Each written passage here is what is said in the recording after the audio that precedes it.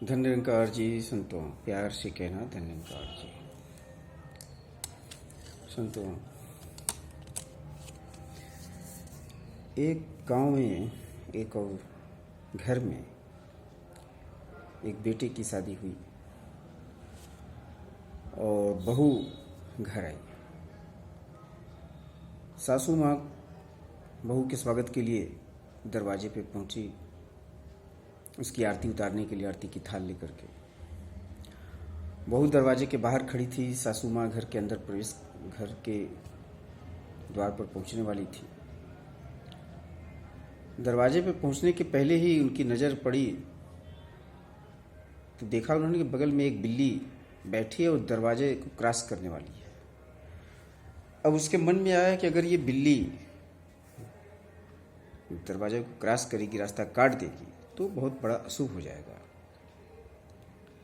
क्या करें, इतना सोचने का समय नहीं था। बगल में देखा तो एक टब जैसा दौरी, जिसको गांव में बोलते हैं, वो पड़ा हुआ था। उसने उठाया और निशाना लगा के फेंका और वो सीधे बिल्ली के ऊपर जा गिर पड़ा। बिल्ली उसके अंदर हो गई टब के। निश्चिंत हो गई, आगे बढ़ी, बहू का स्वागत किया, आरती उतारी, उसको घर के अंदर ले आई। बहू ये सब देख रही थी। सासू माँ भूल गई इस बात को। 2 दिन के बाद उसे याद आया कि तो टब के नीचे बिल्ली पड़ी हुई दरवाजे के पास, और जब वो जाती वहां पे, वो टब हटाती है तो देखती है कि बिल्ली तो मरी पड़ी हुई है। अब इस घटना से बहुत दुखी हो जाती है, पंडित जी को बुलवाती है। पंडित जी कहते हैं ये तो बड़ा अशुभ हो गया। उन्होंने कहा कि कोई उपाय बताइए। पंडित जी ने उपाय बताया कि इस बिल्ली, मरी हुई बिल्ली को तो इसका दाह संस्कार कराया जाए और इसकी जगह 10 तोले की एक सोने की 10 तोले सोने की एक बिल्ली की प्रतिमा बना करके पंडित जी को दान दी जाए। मरता क्या न करता, उसने 10 तोले सोने की एक बिल्ली की प्रतिमा बना करके उन पंडित जी को दान कर दी। बहू ये सब देख रही थी। सच्चाई क्या थी उसे कुछ पता नहीं था। समय बीतता गया, बहू के भी बच्चे हुए, बड़े हो गए। सासू माँ का देहांत हो गया, बच्चे और बड़े हुए, उनकी शादी हुई। शादी हुई तो भी बहू दरवाजे पे आई।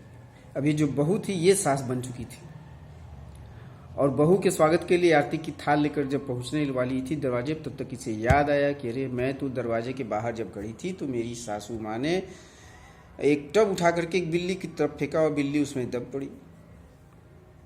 उसने कहा भाई ये तो ऐसे नहीं बहू आएगी, पहले एक बिल्ली मंगाई जाए, बिल्ली के ऊपर मैं टब रखूंगी, तब बहू की आरती उतार कर बहू को अंदर लाऊंगी।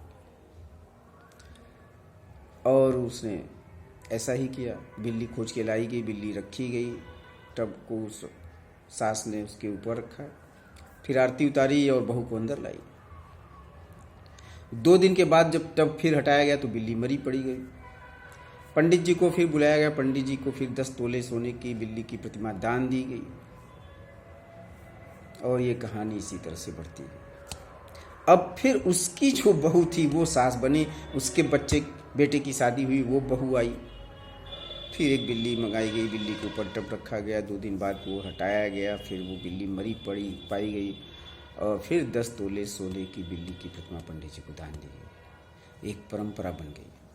सच्चाई का पता नहीं है किसी को, ये घटनाएं क्यों घट रही हैं। हम कर्मकांड किए जा रहे हैं, कर्मकांड किए जा रहे हैं, वास्तविकता से अनजान पड़े हैं। निरंकारी मिशन इसी बात को लेकर के लोगों के अंदर जागरूकता पैदा कर रहा है कि हम भक्ति तो कर रहे हैं, लेकिन जिसकी भक्ति कर रहे हैं उसको जानते नहीं। उसको पहले जाने, उसका साक्षात्कार करें, उसका दर्शन करें, तब उससे प्रेम होगा और निस्वार्थ प्रेम होगा, और यही प्रेम भक्ति में परिवर्तित हो जाएगा। धन्यवाद जी।